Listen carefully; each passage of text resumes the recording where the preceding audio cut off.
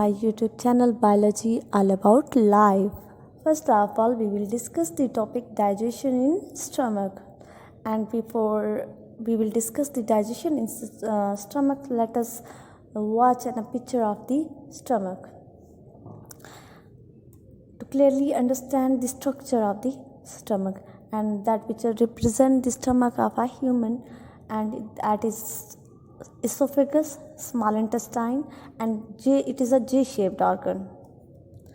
आप देखें, अगर हम स्टमक की बात करें तो हम उससे पहले उसका स्ट्रक्चर, उसकी बेसिक जो लोकेशन है वो डिस्कस करेंगे और फिर हम उसके फंक्शंस को डिस्कस करेंगे।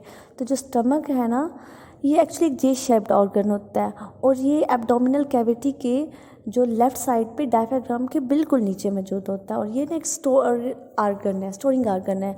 जैसे एक बैग नहीं होता जिसे में चीज़ें स्टोर की जाती हैं, रख दी जाती हैं, तो ये बिल्कुल स्टमक का फंक्शन भी इसी तरह है। जब फूड एसोफेगस से स्टमक के लिए में जाता है तो कुछ देर के लिए इसे स्टोर कर दिया जाता है और बाद में इसे इंटेस्टाइन में भेजा जाता है, और जब इसे स्टोर किया जाता है तो पार्शली डाइजेस्ट भी किया जाता है। अब देखिए, इसकी जो फ्लो है उसे कंट्रोल करने के लिए जो होंगे कुछ स्पिंचर्स है या वॉल्व लाइक स्ट्रक्चर्स होते हैं, जो इसकी जो मूवमेंट्स है ना फूड की स्टमक एसोफेगस से स्टमक में, स्टमक से इंटेस्टाइन में, उसे कंट्रोल कर रहे होते हैं। तो दो जो होते हैं इसके वॉल्व होते हैं, एक होता है एसोफेगस और स्टमक के दरमियान, जिससे कार्डिक स्पिंचर कह रहे होते हैं। जो कार्डिक स्पिंचर है ना वो ओपन हो जाता है जब फूड ने एसोफेगस में एंटर होना हो, और ये क्लोज़ हो जाएगा जब फूड ने एसोफेगस से जब स्टमक में पहुंच जाएगी तो ये क्लोज़ हो जाएगा। तो क्लोज़ होने की वजह से अब फूड जो होगा बैक मूवमेंट नहीं कर सकता, अब जो फूड होगा वो स्टमक में ही रहेगा। तो इसलिए ये जो स्पिंचर्स होते हैं कंट्रोल करते हैं। इसी तरह पाइलोट्रिक स्पिंचर ओपन होता है जब फूड ने इंटेस्टाइन में जाना हो, और जब इंटेस्टाइन में चला जाए फूड तो ये क्लोज़ हो जाता है ताकि फूड जो होगा बैक मूवमेंट नहीं कर पाएगा। और ये जो स्टमक के जो ये स्पिंचर्स होते हैं, इनका बेसिक बहुत इंपॉर्टेंट रोल होता है। आप खुद सोच लें कि अगर ये स्पिंचर्स ना होते तो फूड की जो मूवमेंट्स होती वो इतनी अच्छी ना होती, फूड बैक मूवमेंट भी कर सकता था। यहाँ पे आप देखें अपने स्क्रीन पे कि यहाँ पे कार्डिक स्पिंचर है और यहाँ पे पाइलोरिक स्पिंचर है। ये इसोफेगस को शो कर रहा है और ये इंटेस्टाइन है। आप नेक्स्ट पिक्चर में क्लियरली देख सकते हैं स्टमक की जो डायग्राम है, ये आप उसकी लोकेशन भी देख सकते हैं। ये एब्डोमिनल कैविटी पे लेफ़्ट साइड पे मौजूद है। और सेकंड ये कि ये देखिए एसोफेगस से फूड आ रहा है, यहाँ पे कार्डिक स्पिंचर होगा, फूड जो होगा स्टमक में चला जाएगा, कुछ देर यहाँ स्टोर रहेगा और पार्शली डाइजेस्ट होगा, पाइलोरिक स्पिंचर ओपन होगा और फूड जो होगा वो इंटेस्टाइन में चला जाएगा। अब आएगा जो हम डिस्कस कर रहे हैं वो है स्टमक के स्ट्रक्चर। स्टमक जो होता है इसकी 3 बेसिक प्रिंसिपल लेयर्स होती हैं, जिन्हें हम आउटर लेयर, मिडल लेयर और इनर लेयर कह रहे हैं। जो आउटर लेयर है वो कनेक्टिव टिश्यू की बनी हुई है, जो मिडल लेयर है स्मूथ मसल्स की, और जो इनर लेयर है वो कनेक्टिव टिश्यू की भी बनी है और इसमें ग्लैंड्स भी हैं। सिर्फ जो मिडल लेयर है वो स्मूथ मसल्स की बनी है और इनर लेयर को हम म्यूकोसा लेयर भी कह रहे हैं। अब ये देखें, एसोफेगस है, यहाँ से फूड आ रहा है, स्टमक में जा रहा है। इस रीजन को पाइलोरिस रीजन कहते हैं और इस रीजन को फंडस कहते हैं और इसको रेग। अब देखिए इसकी जो लेयर है उसे mucosa, submucosa, muscle layer, serosa layer कह रहे हैं। वैसे हम आउटर, इनर और मिडल लेयर भी कह सकते हैं, और जो मिडल लेयर है उससे इनर लेयर को हम सिरोसा भी कहते हैं। अब उन्होंने कहा जो मिडल लेयर है ना, ये आउटर लॉन्गिट्यूडनल मसल होते हैं और इनर सर्कुलर मसल्स पे बनी हुई होती है। फिर आ जाता है इन लेयर्स के बाद हम ये डिस्कस करेंगे इनकी जो लेयर्स हैं, उनकी जो मिडल लेयर थी उसमें न्यूमरस ग्लैंड्स मौजूद हैं। अब ग्लैंड्स क्या होते हैं? एक ऐसे ऑर्गन्स होते हैं जो केमिकल रिलीज़ कर रहे होते हैं। तो जो ये ग्लैंड्स हैं जो मिडल लेयर में मौजूद हैं, तो वो 3 बेसिक टाइप्स ऑफ सेल्स के बने हुए हैं, म्यूकोसा सेल्स, पेरिटल और ऑक्जेंटिक सेल्स, जाइमोजेन सेल्स। इन सेल्स के आप ना नाम अच्छे से याद कर लें, अक्सर पेपर में भी ये क्वेश्चन आ जाता है कि जो म्यूकस है, कौन से सेल्स म्यूकस रिलीज़ कर रहे हैं, तो म्यूकस सेल हैं। अच्छा, HCl कौन प्रोड्यूस कर रहा है? पेरिटल और ऑक्जेंटिक सेल्स है। तो इस तरह पेप्सिनोजेन जो होता है जाइमोजेन सेल रिलीज़ कर रहा होता है। तो ये 3 बेसिक टाइप्स ऑफ सेल्स हैं जो मिडल लेयर में मौजूद ग्लैंड्स जो होते हैं वो इन्हीं सेल्स के बने हुए होते हैं। अब ये जो सेल्स हैं कुछ ना कुछ सेक्रेट कर रहे हैं, जैसे म्यूकस जो है म्यूकस सेल से रिलीज़ हो रहा है, पेरिटल और ऑक्जेंटिक सेल्स जो होते हैं एससीएल रिलीज़ कर रहा है, और जाइमोजन सेल्स जो होता है वो पेप्सिनोजन रिलीज़ कर रहा है। अब देखिए इन जो सारी सिक्रीशंस हैं इन्हें कहा जाता है कलेक्टिवली गैस्ट्रिक जूस।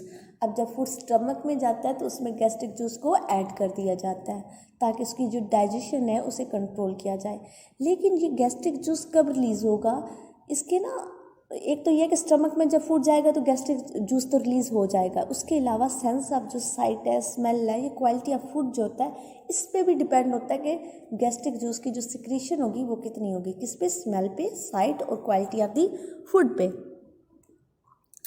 अब हम जो डिस्कस करने जा रहे हैं वो ये कि गैस्ट्रिक जूस की जो कंपोजिशन है वो क्या है। तो गैस्ट्रिक जूस जो वाटर का बना हुआ है, HCl, उसके अलावा कुछ electrolytes sodium, potassium, calcium, phosphate, sulphate and bicarbonate, organic substance, mucus, pepsin and protein, ये सारे कलेक्टिवली क्या कहला रहे हैं, गैस्ट्रिक जूस। और ये गैस्ट्रिक जूस जो होता है उसे फूड के साथ मिक्स कर दिया जाता है ताकि उसकी डाइजेशन को प्रोसीड किया जाए।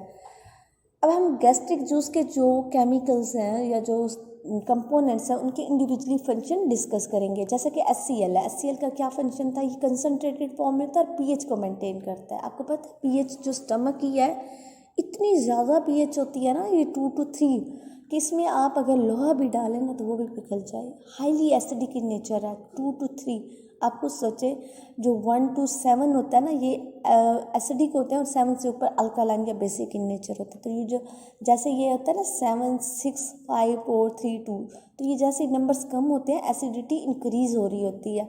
तो आप देखिए इसकी 2 to 3 जो है पीएच है, तो इसकी जो एसिडिक नेचर है वो बहुत ज़्यादा है और इसलिए ये फूड जो होता है इजीली डाइजेस्ट यहाँ पे टूट भी रहा होता है और डाइजेस्ट भी हो रहा होता है। उसके अलावा ये जो HCl है ना ये फूड को सॉफ्ट भी कर देता है और माइक्रो ऑर्गेनिजम्स को मार देता है। फिर आ जाता है हमारा पेप्सिनोजन। जो पेप्सिन है ये इनएक्टिव फॉर्म में रिलीज़ किया जाता है जिसे पेप्सिनोजन कहते हैं। और जो पेप्सिनोजन है ये जब रिलीज़ होता है पेप्सिनोजन की फॉर्म में रिलीज़ होता है, फिर ये एक्टिवेट हो जाता है पेप्सिन में जब इसे एसिडिक मीडियम में डाला जाता है। और ये जो पेप्सिन है फिर ये इंजाइम्स को तोड़ देगा पेप्टोन्स और पॉलीपेप्टाइड्स में। पेप्सिन वो इंजाइम है स्टमक का जो प्रोटीन पे एक्ट कर रहा है और प्रोटीन को तोड़ रहा है, क्योंकि हमने कहा कि प्रोटीन की डाइजेशन कहाँ होनी थी, स्टमक में होनी थी। तो स्टमक में प्रोटीन की डाइजेशन को हेल्प करने के लिए जो एंजाइम रिलीज़ हो रहा है वो पेप्सिन है। पेप्सिन पेप्सिनोजन की फॉर्म में रिलीज़ होता है, लेकिन जब ये स्टमक में चला जाता है तो ये उस वक्त ये पेप्सिन में चेंज होता है। पहले पेप्सिनोजन होता है और बाद में पेप्सिन। अब ये जो थ्रोली इस प्रोसेस में स्टमक जो होता है ये मिक्स कर रहा होता है फूड को, यानी गैस्ट्रिक जूस को, और इसे सेमी सॉलिड मैस में चेंज कर देता है जिसे हम काइम कहते हैं। और ये फिर पैलोरिक स्फिंक्टर से ड्यूडेनम में चला जाता है। जैसे हम पहले ही डिस्कस कर चुके हैं पैलोरिक स्फिंक्टर कहाँ पे मौजूद है, इंटेस्टाइन और स्टमक के दरमियान में। अब आप ये देखें कि जो स्टमक की जो हाईली एसिडिक नेचर होने के बावजूद भी डैमेज नहीं होता। क्यों नहीं होता, एक म्यूकस लेयर स्टमक में एंटर होते ही जब डाइजेस्टिव जूस जो होता है उसे ब्रेक डाउन करना स्टार्ट कर देता है। ये हाईली एसिडिक नेचर होता है ना, हमने पहले ही डिस्कस कर चुके हैं कि जो HCl होता है वो डाइजेस्टिव जूस में मौजूद है जो इसे तोड़ देता है। उसके अलावा आप ये देखें यहाँ पे ना लेयर मौजूद होती है म्यूकोसा लेयर। हम कह रहे थे ना कि डाइजेस्टिव जो सिस्टम है उसमें जो हम स्टमक की बात कर रहे हैं तो इसका जो डाइजेस्टिव जूस है वो हाईली एसिडिक इन नेचर होता है, तो फिर इसके जो म्यूकस लेयर है वो प्रोटेक्ट करेगी। इसी तरह HCl जो होंगे वो फूड पे मौजूद जो माइक्रो ऑर्गेनिज्म है या बैक्टीरिया हैं उन्हें किल कर डालेंगे और इस तरह से ये डाइजेशन का प्रोसेस स्टार्ट हो जाएगा। उसके अलावा हमने कहा था कि यहाँ पे एंजाइम भी मौजूद होते हैं पेप्सिनोजन, और फिर बाद में वो चेंज हो जाते हैं पेप्सिन में, ये डाइजेस्टिव जूस में इंक्लूड होते हैं। तो ये फूड में जो प्रोटीन कंपोनेंट होता है उसे मैक्रो से कॉम्प्लेक्स मालिक्यूल से सिंपल मालिक्यूल्स में तोड़ देते हैं।